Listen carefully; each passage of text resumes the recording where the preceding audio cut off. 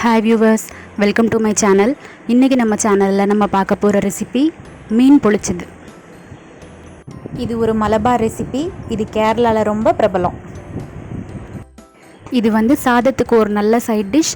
இது அப்படியே கூட நம்ம சாப்பிடலாம். மீன் பொளிச்சது வாழை இலையில செய்கிறது தான் இதோட ஸ்பெஷாலிட்டி. இதை வாழை இலை மீன் வறுவல் அப்படின்னு கூட சொல்லலாம். நாகர்கோயில் பக்கமும் இது கொஞ்சம் பிரபலம் தான். மீன் பொளிச்சதுக்கு நல்ல கறி மீனாக எடுத்துக்கணும். பொதுவாக நிறைய பேர் வாவல் மீனில் செய்வாங்க. எனக்கு இப்போது பாறை மீன் தான் கிடச்சிது. அதனால் நான் இப்போது பாறை மீனில் செஞ்சு காட்டியிருக்கேன். உங்களுக்கு எந்த மீன் அவைலபிளாக இருக்கோ அந்த மீனில் நீங்கள் செஞ்சுக்கலாம். இப்போ இதுக்கு தேவையான பொருட்கள் உங்களுக்கு ஸ்க்ரீனில் தெரியும், பார்த்துக்கோங்க. அது போக நான் வீடியோலையும் சொல்கிறேன்.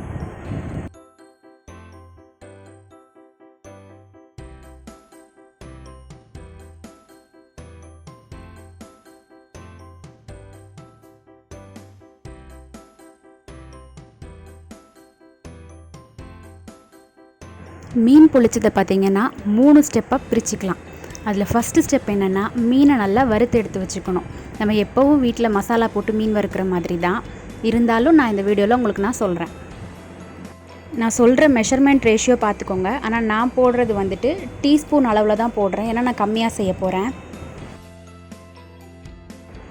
1 டேபிள் ஸ்பூன் மிளகாத்தூள், அதுக்கு 1.5 டேபிள் ஸ்பூன் மல்லித்தூள், 1 டீஸ்பூன் அளவுக்கு சீரகத்தூள், தேவையான அளவு உப்பு, 1 டேபிள் ஸ்பூன் அளவுக்கு சோள மாவு, 1 டீஸ்பூன் அளவுக்கு இஞ்சி பூண்டு விழுது, இதோட ஒரு அரை லெமனை பிழிஞ்சு விட்டுக்கலாம். இதை நல்லா மிக்ஸ் பண்ணிக்கலாம். லெமன் ஜூஸ்லேயே இது நல்லா மிக்ஸ் ஆகிடும். இது கூட கொஞ்சமாக எண்ணெய் சேர்த்துக்கலாம். ஒரு டீஸ்பூன் அளவுக்கு எண்ணெய் சேர்த்துக்கலாம். அப்போது இந்த சாந்து நல்ல மீனோட ஒட்டி வரும். மீனுக்குள்ளே மசாலா நல்லா இறங்குறதுக்காக இந்த மாதிரி மீனோட 2 பக்கமும் கீரல் போட்டுக்கலாம். இப்போ மீனில் அந்த மசாலாவை தடவி ஒரு 20 நிமிஷம் பக்கம் ஊற வச்சிடலாம். வழக்கமாக வீட்டில் எல்லோரும் மீன் வறுக்கிறதுக்கு எப்படி மசாலா தயார் பண்ணுவீங்களோ அதே மாதிரி பண்ணிக்கோங்க. ஒருத்தர் ஒரு மாதிரி பண்ணுவாங்க. நீங்கள் எப்பவும் பண்ணுற மாதிரியே பண்ணிக்கலாம், இல்லாட்டி இந்த மெத்தடும் ஃபாலோ பண்ணலாம். இப்போது மீனை பொரித்து எடுத்து வச்சுக்கலாம். ஒரு 2 நிமிஷம் ஒரு பக்கமும் வேக விட்டால் போதும். அப்போ தான் நமக்கு கடைசியாக மீன் நல்லா ஜூஸியாக கிடைக்கும். இப்போ முதல் ஸ்டெப் முடிஞ்சிருச்சு. அடுத்த ஸ்டெப் என்னென்னா மசாலா தயார் பண்ணுறது. இப்போ மசாலா எப்படி தயார் பண்ணுறதுன்னு பார்ப்போம். கடாயில் 1 டேபிள் ஸ்பூன் அளவுக்கு எண்ணெய் சேர்த்துக்கலாம். எண்ணெய் மீன் பொரிச்ச எண்ணெயவே சேர்த்துக்கலாம், ஒன்றும் தப்பில்லை. எண்ணெய் காஞ்சதும் அதில் கொஞ்சம் கருவேப்பிலை சேர்த்துக்கலாம். கருவேப்பிலை பொரிஞ்சதும் இதில் ஒரு கப் அளவுக்கு பொடியாக நறுக்குன வெங்காயம் சேர்த்து நல்லா வதக்கிக்கலாம். வெங்காயம் நல்லா வதங்கினதும் இது கூட ஒரு 7 பல்லு பூண்டு நல்லா பொடியாக நறுக்கி சேர்த்துருக்கேன். இதுக்கு பதிலாக நீங்கள் இஞ்சி பூண்டு விழுது கூட சேர்த்துக்கலாம். நான் செய்கிற அளவு கொஞ்சம் தான், அதனால நான் கம்மியாக சேர்க்குறேன். நீங்கள் செய்கிற அளவுக்கு ஏற்ற மாதிரி நீங்கள் மெஷர்மெண்ட் மாற்றிக்கோங்க. இப்போது நல்ல கனிஞ்ச தக்காளி பழமாக ஒரு 2 தக்காளி பழத்தை பொடியாக நறுக்கி இதோட சேர்த்துருக்கேன். தக்காளி நல்லா மசிகிற வரைக்கும் வதக்கிக்கலாம்.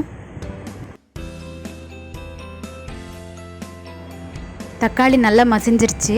இப்போது இது கூட ஒரு அரை டீஸ்பூன் அளவுக்கு மிளகாத்தூள் சேர்த்துக்கிறேன்.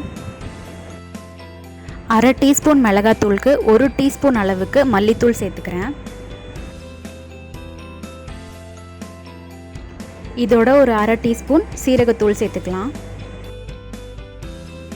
இது கூட ஒரு சிட்டிகை அளவுக்கு மஞ்சத்தூள் சேர்த்துக்கலாம். இப்போது தேவையான அளவு உப்பு சேர்த்துக்கலாம். உப்பு சேர்த்துட்டு எல்லாத்தையும் நல்லா வதக்கி விட்டுக்கலாம். நான் மசாலாவெல்லாம் சேர்த்துட்டு அதுக்கப்புறமா தண்ணி சேர்த்துக்கிறேன். நீங்கள் விருப்பப்பட்டால் நம்ம சேர்த்த மசாலா எல்லாத்துக்கூடையும் கொஞ்சம் தண்ணி சேர்த்து ஒரு பேஸ்ட் மாதிரி பண்ணி கூட வெங்காயம் தக்காளி கூட சேர்த்து வதக்கலாம். இப்போது இது கூட கொஞ்சமாக தண்ணி சேர்த்துக்கலாம். தண்ணி சேர்த்தப்புறம் நல்லா கிளறி விட்டுக்கலாம்.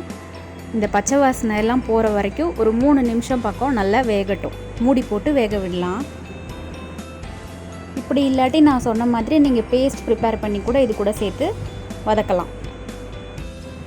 இப்போ மசாலா ரெடி ஆயிடுச்சு. இது கூட கொஞ்சம் கொத்தமல்லி போட்டு கிளறி இறக்கிக்கலாம்.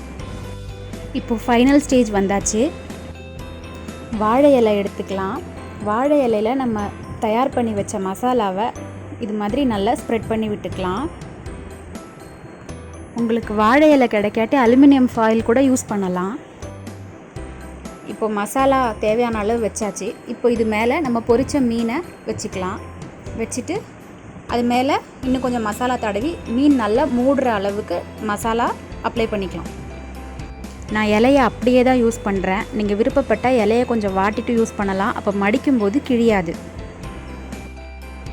இப்போ மசாலா அப்ளை பண்ணியாச்சு. இப்போது இலையை இந்த மாதிரி மடிச்சிக்கலாம். நீங்கள் இலையை மடித்து கட்டுறதுக்கு வாழைநார் இருந்தால் அதே யூஸ் பண்ணிக்கலாம். வாழைநார் இல்லாத பட்சத்தில் நீங்கள் நூலும் யூஸ் பண்ணலாம். மீன் பொளிச்சதை 2 வகையாக பண்ணலாம். ஒன்று எண்ணெய் ஊற்றி இதை ஃப்ரை பண்ணுற மெத்தடு, இன்னொன்று ஆவியில் வேக வச்சு எடுக்கிற மெத்தட். நம்ம ஃப்ரை பண்ணுற மெத்தட் தான் பார்க்க போகிறோம். கடாயில் கொஞ்சம் எண்ணெய் சேர்த்துக்கலாம். இது பார்த்திங்கன்னா மீன் வறுத்த எண்ணெயை நீங்கள் ஆட் பண்ணிக்கலாம். எண்ணெய் சூடானதும் நம்ம கட்டி வச்ச வாழை இலை மீனை எடுத்து இதில் வச்சிடலாம். மூடி போட்டு ஒரு 10 நிமிஷம் பக்கம் வேக விடலாம். ஒரு பக்கமும் 5 நிமிஷம் அப்படின்னு கணக்கு வச்சுக்கலாம். இப்போது திருப்பி போட்டு வேக விடலாம். கட்டுறதுக்கு நூல் யூஸ் பண்ணிங்கன்னா அது பியூர் காட்டனாக பார்த்துக்கோங்க. பாலி காட்டன் மிக்ஸாக இருந்தால் இந்த மாதிரி சூடு தாங்காமல் பிரிஞ்சிட்டு வந்துடும். அவ்வளோதான், நம்மளோட வாழை இலை மீன் வறுவல் ரெடி ஆயிடுச்சு. இதை இப்போ நம்ம சர்வ் பண்ணலாம்.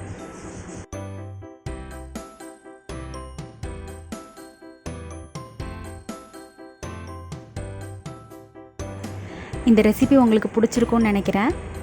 ரெசிபியை கண்டிப்பாக ட்ரை பண்ணி பாருங்கள். ட்ரை பண்ணி பார்த்துட்டு கண்டிப்பாக கமெண்ட் பாக்ஸில் கமெண்ட் பண்ணுங்கள். அப்புறம் இப்போ தான் ஃபர்ஸ்ட் டைம் நம்ம சேனலை பார்க்குறீங்கன்னா மறக்காமல் நம்ம சேனலை சப்ஸ்கிரைப் பண்ணுங்கள், சப்போர்ட் பண்ணுங்கள். வேறு ஒரு நல்ல ரெசிபியோடு உங்களை நான் பார்க்குறேன். இப்படிக்கு மியூசிக்.